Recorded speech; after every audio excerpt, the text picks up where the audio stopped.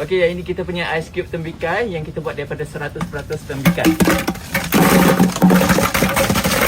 Tanpa gula. Tanpa gula.